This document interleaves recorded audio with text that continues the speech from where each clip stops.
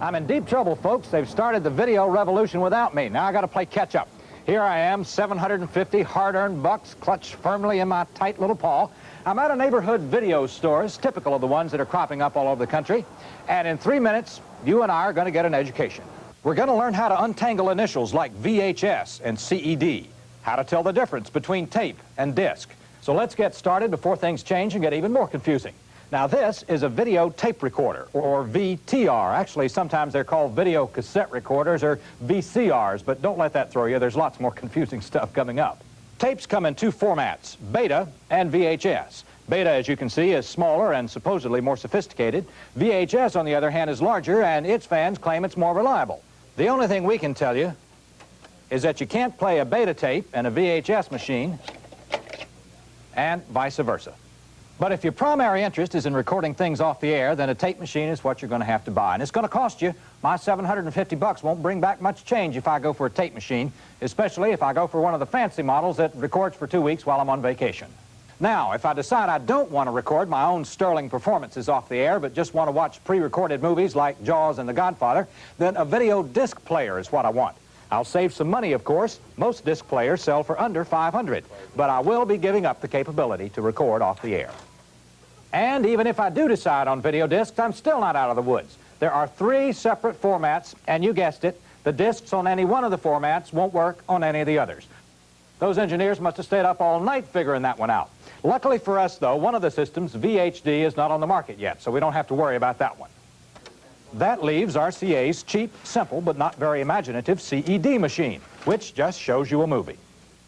And the laser disc from Pioneer and Magnavox, which costs a bit more, about 600 bucks as opposed to RCA's 450, and it's capable of doing amazing special effects.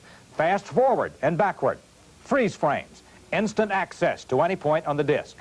The only trouble is most laser discs available now don't lend themselves to this type of tomfoolery. Well, I certainly found lots of ways to get rid of my 750 clams, and I didn't even get into the subjects of software, of buying versus rental, the equipment you need to make your own tapes, giant screen projectors, or whether Walter Mondale has a chance in 1984. We'll have to leave those subjects for a future report, and I do hope you've been taking notes.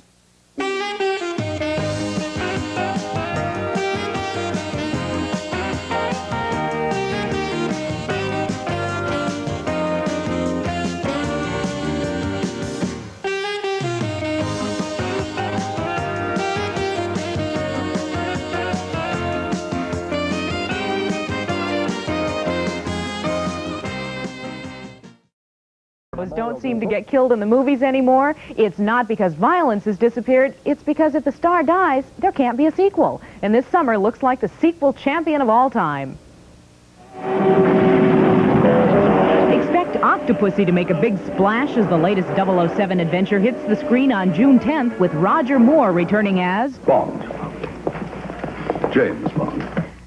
007, never at a loss for love, You're right. finds himself in the arms of the beautiful Maude Adams while he takes a different kind of chance with his latest enemy, played by Louis Jourdan. Octopussy is MGM's attempt to get the jump on Sean Connery's Bond film, due out this fall. John Travolta will try to spin into box office gold in Stayin' Alive, the sequel to Saturday Night Fever. Sylvester Stallone directs this musical, with the Bee Gees singing the score once again. Travolta fans can boogie into the theaters July 15th for Stayin' Alive. Another sequel heading toward the screen this summer, Porky's 2 The Next Day. Considering the original turned a $4.5 million investment into a glittering $110 million return, it's no surprise 20th Century Fox will be giving audiences Part 2, following the Angel Beach High gang who lost their innocence last year and who are after something else this time around. Revenge. What are you up to? Sounds good to me. Porky's 2, Whales Your Way, June 24th. You can't go home again? Well, Norman Bates thinks he can as he checks back into the Bates Motel this summer in Psycho 2. I saw someone. Where? In that window. It's bound to get spooky when Tony Perkins enters the house where 22 years ago Alfred Hitchcock directed him in the classic thriller. Psycho 2 takes a stab at the box office starting June 23rd. If Jaws 1 and 2 didn't keep you out of the water, Universal hopes Jaws 3 will cure you forever. The man-eating shark returns, only this time around in larger-than-life 3D. The bite radius about a yard across. Lou Gossett heads a new cast with Bess Armstrong and Dennis Quaid helping to fight the tangle-tooth terror. Jaws 3D wants to take a big bite out of the summer box office when it opens July 22nd. Flying into theaters for the third time is Christopher Reeve as Superman. He has a new nemesis, Richard Pryor, who is trying to kill the Man of Steel with an unusual weapon, a computer that can change the Earth and even reprogram Superman. Well, I hope you don't expect me to save you, because I don't do that anymore. Superman 3 lands in theaters June 17th. Return of the Jedi is already out and setting box office records. A phenomenal $6.2 million on its opening day, and the familiar gang is once again fighting Darth Vader and his evil force. It's the conclusion to the enormously popular George Lucas epic adventure series. 942 special effects, and the hallmark of all three Star Wars films, action. Cut to the left. I'll take the leader. The perfect mix to give Return of the Jedi a head start in the battle of the sequels.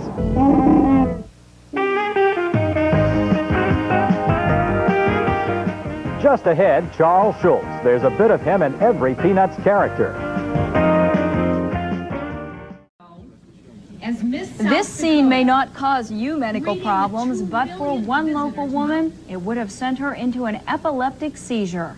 Good evening. It's a bizarre medical story having to do with Entertainment Tonight's Mary Hart, and it originated here in Albany and is making national headlines.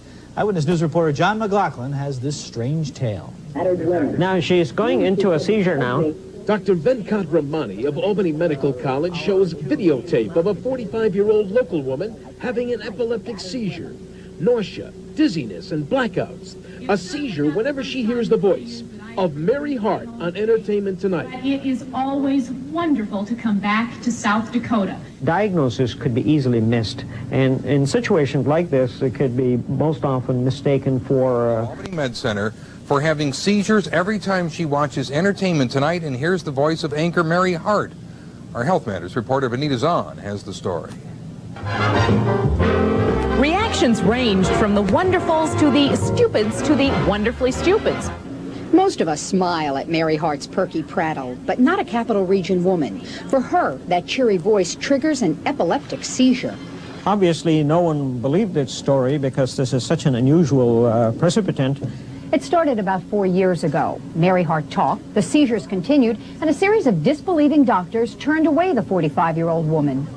Until she met Dr. Venkat Ramani at Albany Medical Center, teaming an electroencephalogram to measure brainwave activity and a video camera to help document a seizure, he put the woman to the test. Sure enough, when Mary Hart came on the screen, the seizure started. There's the spike discharge. Now she's going into a seizure now. So finally it was we documented, in fact, it's the voice that's triggering the seizure, and that's the most unusual feature of this case. It's known as reflex epilepsy. The symptoms begin shortly after hearing Mary Hart's voice. It's like a queasy feeling in the stomach, and the sensation travels up the chest and goes to her head. Then it's a feeling of mental blanking. Her Mary Hart sensitivity is only one of 2 such documented cases where a voice triggers seizures. It's not anything specific about Mary Hart or her personality or she as a person, nor does it say anything about the program. It's one individual who seems to be highly sensitive to a specific type of stimulus, and we don't really know why. Benita Zahn, Health Matters.